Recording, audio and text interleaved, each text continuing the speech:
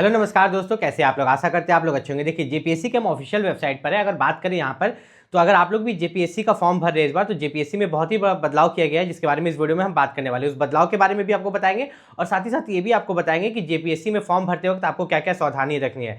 देखिए Jharkhand public service commission जो JPSC है, इसके अंदर 103 पोस्ट पर जो है वैकेंसी निकाली गई है, जिसको अगर आप एग्जाम को निकाल लेते हैं तो अलग अलग पोस्ट के लिए जो है आपको अलग अलग डिपार्टमेंट के लिए झारखंड में चुना जाएगा। ठीक है, अब इसमें बात करें बदलाव क्या किया गया है। अगर आप जनरल कैटेगरी से हैं झारखंड में, अगर आप जनरल कैटेगरी से हो तो आपके पास देखेंगे 50 सीट के आसपास जनरल कैटेगरी का बच्चा को 50 सीट है यहाँ पर। ठीक है, लेकिन उसमें अदर स्टेट का कैंडिडेट भी फाइट करेगा। तो इसके लिए झारखंड सरकार क्या करती है कि अगर आप झारखंड के निवासी है और अगर आप जनरल कैटेगरी से भी है तो आपके पास तो झारखंड का निवास प्रमाण पत्र होगा। तो जो झारखंड का आपके पास निवास प्रमाण पत्र होगा उसका आपको बहुत बेनिफिट होता है। क्या बेनिफिट होता है कि जब आगे चल के मेरिट बनाया जाएगा तो वो लोग कोशिश करते हैं ज्यादातर कि झारखंड का ही बच्चा को ले। ठीक है, कट ऑफ के मामला में जो है कोशिश किया जाता है कि जनरल कैटेगरी में जो अदर स्टेट्स भी अप्लाई किया है तो उसमें पहले झारखंड का बच्चा को प्राथमिकता दी जाए, फिर अदर स्टेट्स का बच्चा को। अब इसके बाद आते हैं रिजर्व कैटेगरी वाले बच्चे जो कि ओबीसी, एससी, एसटी और ईडब्ल्यूएस कैटेगरी से बिलोंग करते हैं। अगर आप झारखंड में रिजर्व कैटेगरी से बिलोंग करते हैं तो आपको पता होगा कि आपको जाति प्रमाण पत्र लगता है, झारखंड लेवल का, स्टेट लेवल का जाति प्रमाण पत्र, जो कि झारखंड सरकार द्वारा बनाया जाता है under the government of Jharkhand, जो कि आपके ब्लॉक या तहसील से बनता है। तो ये जो आपका ये जो कास्ट सर्टिफिकेट होता है, जाति प्रमाण पत्र, इसमें आपने एक चीज देखा होगा कि जब भी आप जाति बनवाने के लिए जाते हैं, ऑनलाइन करवाने के लिए जाते हैं, तो वो लोग बोलते हैं क्या आपके पास जमीन का रसीद है। ये चीज आपसे मांगा जाता है ना कि जमीन का रसीद है जाति बनवाने समय। अगर आप लोग डायरेक्ट ब्लॉक जाके बनवाते होंगे तब, अगर दलाल से बनवाते होंगे तब तो अलग बात है।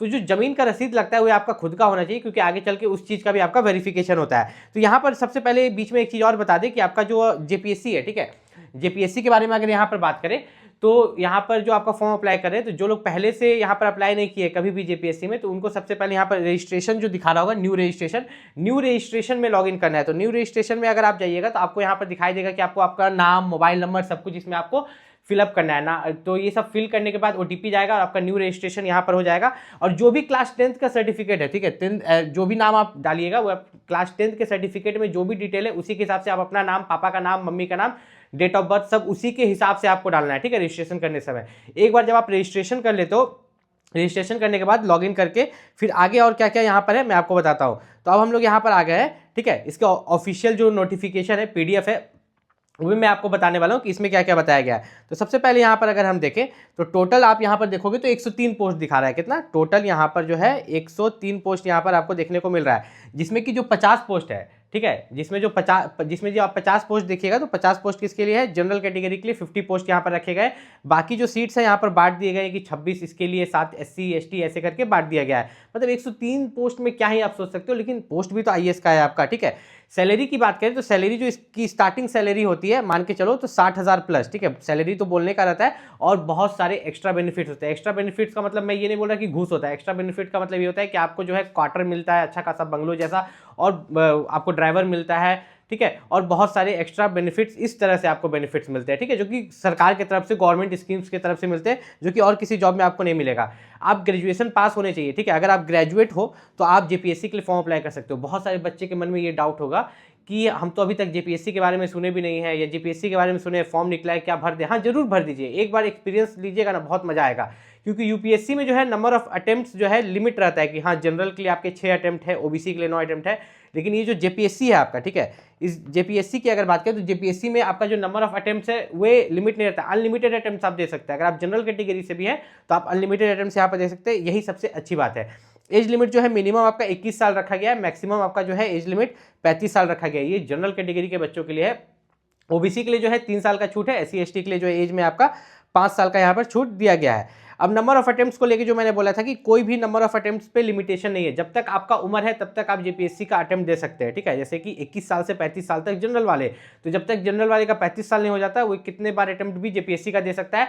फिर आता है ओबीसी, एससी एसटी, ठीक है, तो उन लोगों के लिए जो है छूट रहता है। ठीक है, यहाँ पर ओबीसी, एससी एसटी के लिए एज में छूट रहता है कि हाँ 3 साल का छूट है ओबीसी को, एससी एसटी को 5 साल का। तो उस अपने एज जब तक उसका कंप्लीट नहीं होता तब तक वो नंबर ऑफ अटेम्प्ट जो है वो दे सकता है। उसके बाद थोड़ा सा नीचे चलते हैं, लोग एग्जाम के बारे में बात करते हैं। जाति प्रमाण पत्र के बारे में मैंने शुरुआत में आपको बताया था बदलाव के बारे में। तो अगर आप किसी भी रिजर्व कैटेगरी से बिलोंग करते हैं, जैसे कि ओबीसी, एससी एसटी या ईडब्ल्यूएस, तो अपना जाति प्रमाण पत्र फॉर्म अप्लाई का लास्ट डेट से पहले जरूर बनवा ले, ताकि आगे चल के आपको किसी भी तरह का दिक्कत ना हो। फॉर्म फीस बहुत कम रखा गया है। जनरल, ईडब्ल्यूएस, ओबीसी के लिए फॉर्म फीस 100 रुपये है, एससी एसटी फीमेल इन लोगों के लिए फॉर्म फीस मात्र 50 रुपये रखे गए, जो कि काफ़ी अच्छा है। अब इसमें 2 एग्जाम्स लिए जाते हैं, एक आपका प्री एग्जाम होता है, दूसरा मेंस एग्जाम होता है। प्री एग्जाम को क्वालिफाई कीजिएगा तभी आप मेंस के लिए जा पाते हैं। मेंस में आपका रिटन एग्जाम भी होता है, मतलब डिस्क्रिप्टिव पेपर भी होता है, उसके बाद इंटरव्यू भी होता है, जिसके बारे में इस पेपर में बताएंगे। सबसे पहले हम प्री एग्जाम के बारे में बात करेंगे। प्री एग्जाम में आपके 2 पेपर होते हैं, ठीक है, 200 मार्क्स का। एक पेपर 200 मार्क्स का, फिर दूसरा पेपर भी आपका जो है 200 मार्क्स का होता है। हर एक पेपर के लिए जो है आपको 2 घंटा का समय मिलता है। पेपर इंग्लिश और हिंदी में रहता है।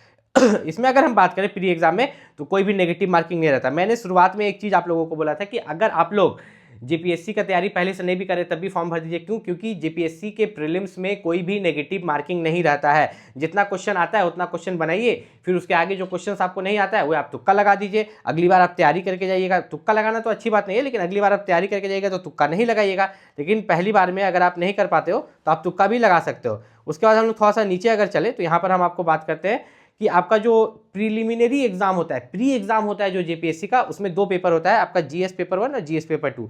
तो ये जो आप जीएस पेपर 1 और जीएस पेपर 2 आप जो देख रहे हो, इसमें आप एक चीज देखोगे कि आपके हिस्ट्री से, ठीक है, सबसे पहले जीएस पेपर 1 का बात करते हैं। अच्छे से समझ लो सिलेबस एक बार में। आपका प्री एग्जाम में 2 पेपर होगा, GS paper 1, GS paper 2, 200 marks का, टोटल 400 मार्क्स का। जीएस पेपर 1 में जो 200 मार्क्स का होगा, 2 घंटे का समय इसमें मिलेगा। इसमें आपको हिस्ट्री से 15 क्वेश्चन पूछे जाएंगे, ज्योग्राफी से 10 क्वेश्चन पूछा जाएगा, ठीक है, गवर्नेंस से आपसे 10 क्वेश्चन पूछे जाएंगे। उसके बाद आपको इकोनॉमिक एंड सस्टेनेबल डेवलपमेंट से 10, साइंस एंड टेक्नोलॉजी से 15 क्वेश्चन, आपको झारखंड के जो हिस्ट्री से आपसे 10 क्वेश्चन पूछा जाएगा, और नेशनल और इंटरनेशनल करंट इवेंट से 15 क्वेश्चन। और यहाँ पर अगर देखें तो कुछ मिसलिनियस टॉपिक्स जैसे ह्यूमन राइट्स, इन्वायरमेंट, अर्बनाइजेशन, ठीक है, इनमें से कोई एक टॉपिक या मिला के ये लोग 15 क्वेश्चन पूछेंगे, ठीक है। फिर आपका आता है जीएस पेपर 2। जीएस पेपर 1 में आपने क्या देखा? जीएस पेपर 1 में हम लोगों ने देखा कि आपका हिस्ट्री है, ज्योग्राफी है, इकोनॉमिक्स है, साइंस एंड टेक्नोलॉजी है, सबसे मिला के आपका 200 मार्क्स का एग्जाम हुआ, ठीक है। लेकिन जीएस पेपर 2 की अगर बात करें तो जीएस पेपर 2 में हम लोग को क्या देखने को मिलता है कि जीएस पेपर 2 में, ये लोग ध्यान से समझिएगा, इसमें भी 200 मार्क्स का एग्जाम होगा और 2 घंटे का समय आपको दिया जाएगा। अब इसमें देखिए क्या हो रहा है, इसमें आपको झारखंड का इतिहास, ठीक है, हर कुछ इसमें झारखंड का पूछेगा जीएस पेपर 2 में। इस चीज का याद रखिएगा, झारखंड जी के नहीं पढ़े कुछ नहीं होने वाला। झारखंड का इतिहास से 16 क्वेश्चन, ठीक है, झारखंड में जो आंदोलन हुआ था उससे 14 क्वेश्चन, झारखंड का विशिष्ट पहचान से 10 क्वेश्चन, झारखंड का लोक साहित्य, नृत्य, संगीत से आपके जो है 10 क्वेश्चन यहाँ पर पूछे जाएंगे, झारखंड का जो है साहित्य से 10 क्वेश्चन, झारखंड के प्रमुख शिक्षक संस्थान से 6 क्वेश्चन, झारखंड के खेलकूद से आपको 10 क्वेश्चन देखने को मिलेगा, और झारखंड में जो कानून है, ठीक है, जो सीएनटी और एसपीटी कानून है, ठीक है, उससे आपको 24 क्वेश्चन देखने को मिलेंगे। जो छोटा नागपुर करके सीएनटी करके आता है और संथाल प्रगना एसपीटी करके आता है, उससे आपको टोटल मिला के जो है 24 क्वेश्चन देखने को मिलेंगे। 1947 में राज्य में अधिक विकास का इतिहास जो झारखंड का रहा है उससे 20 क्वेश्चन, झारखंड का औद्योगिक नीतिक, ठीक है, उससे आपको 12 क्वेश्चन, झारखंड के प्रमुख उद्योग उससे आपको 10 क्वेश्चन, झारखंड के प्रमुख योजना एवं योजनाएं उससे 10 क्वेश्चन, और झारखंड का जो जंगल है उससे संबंधित आपसे 10 क्वेश्चन यहाँ पर पूछे जाएंगे। 10 मार्क्स का आएगा, ठीक है, मतलब 5 क्वेश्चन 10 मार्क्स का। मार्क्स आप समझ के चलिए। झारखंड में जो आपका एडेप्टेशन हुआ था उससे 14 क्वेश्चन आपको देखने को मिलेगा, झारखंड आपदा प्रबंधन से 10 क्वेश्चन। तो इस तरह करके जो है आपका टोटल 200 मार्क्स का जो है जीएस पेपर 2, जिसमें कि पूरा झारखंड, अगर आपने झारखंड जी के पढ़ा है तो जीएस पेपर 2 में ज़्यादा मार्क्स आप स्कोर कर सकते हो, वो जरूरी भी है, तब आप मेन्स एग्जाम के लिए जाइएगा। अब मेंस एग्जाम पर आपका मेरिट बनेगा। मेंस एग्जाम में देखते हैं पहला पेपर जो है पेपर 1, इसमें आपसे इंग्लिश और हिंदी से 50-50 क्वेश्चन पूछे जाएंगे, टोटल 100 क्वेश्चन होगा, ठीक है, 100 मार्क्स का। तो ये इंग्लिश और हिंदी से जो 50-50 क्वेश्चन पूछे जाएंगे, 50-50 मार्क्स के यहाँ पर, तो इसके लिए 3 घंटा का आपको समय मिलेगा, और ये क्वालिफाइंग होगा, मतलब इसमें बस आप 100 मार्क्स का एग्जाम होगा, 30 मार्क्स ला दीजिएगा, आप क्वालिफाई कर जाइएगा, ठीक है। आपको मात्र 100 में से कितना, इस पेपर 1 में से 100 में से 30 ला देना है, क्वालिफाई कर जाइएगा। ये मेरिट में आगे नहीं जुटने वाला, ठीक है। मेंस का ये जो पेपर है, मेंस पर ही मेरिट बनेगा, लेकिन किससे? पेपर 2 से। पेपर 2 में आपको कोई एक लैंग्वेज पेपर चूज करना है। लैंग्वेज पेपर का मतलब होता है कि आपको हिंदी, इंग्लिश, उर्दू, बंगाली, जो भी आपको लैंग्वेज आता है, मान लो कि हमको बंगाली आता है तो हम बंगाली चूज कर लेंगे, तो हमसे बंगाली से जो है 150 मार्क्स का एग्जाम मेरा लिया जाएगा बंगाली से। कोई आपको हिंदी आता है, आप हिंदी चूज कीजिएगा, आपसे हिंदी से 150 मार्क्स का लिया जाएगा। ये डिस्क्रिप्टिव पेपर होगा, ठीक है। डिस्क्रिप्टिव मतलब इसमें जो है आंसर्स आपको डिस्क्रिप्टिव लिखने होंगे, ये 3 घंटा का होगा। उसके बाद यहाँ पर बात करें सोशल साइंस, ठीक है, जिसमें हिस्ट्री, ज्योग्राफी इक्वल वेटेज रहेगा, इससे आपका 200 मार्क्स का एग्जाम होगा। ये भी आपका डिस्क्रिप्टिव पेपर। अब जितना भी पेपर बता रहे हैं, जैसे पेपर 2 डिस्क्रिप्टिव पेपर था, पेपर 3 ये जो सोशल साइंस है जिसमें हिस्ट्री और ज्योग्राफी है, 200 मार्क्स का ये भी डिस्क्रिप्टिव पेपर है। फिर पेपर 4 अगर बात करें, Indian constitution and polity and administrations, ठीक है, ये भी 200 मार्क्स का आपका डिस्क्रिप्टिव पेपर है। इंडियन इकोनॉमी, ये भी 200 मार्क्स का डिस्क्रिप्टिव पेपर है। और general science, environment and technology, ये भी 200 मार्क्स का आपका डिस्क्रिप्टिव पेपर है। मतलब टोटल मार्क्स जो रहेंगे 950 मार्क्स का आपका मेंस का पेपर होगा, जिसमें अगर हम कट ऑफ की बात करें तो 550 के आसपास जो है आपका रिटर्न का कट ऑफ जाता है, आप देख लीजिएगा, ठीक है। ऐसे मैंने यहाँ पर बता दिया आपको समझने के लिए थोड़ा। और यहाँ पर इंटरव्यू की बात करें तो इंटरव्यू आपका 100 मार्क्स का होता है, ठीक है। 950 का आपका मेंस का जो है रिटर्न एग्जाम, और इंटरव्यू जो है आपका 100 मार्क्स का हो गया। तो इंटरव्यू और ये दोनों को जोड़ के आपका 1050 मार्क्स होता है। तो 1050 मार्क्स में से फिर ओवरऑल लास्ट में जाता है, जिस पर आपका मेरिट बनता है, सिलेक्शन होता है। अब यहाँ पर जो है आपका जेपीएससी की अगर बात करें तो जेपीएससी का जो ये एग्ज़ाम है साल में एक बार लिया ही जाता है झारखंड की तरफ से।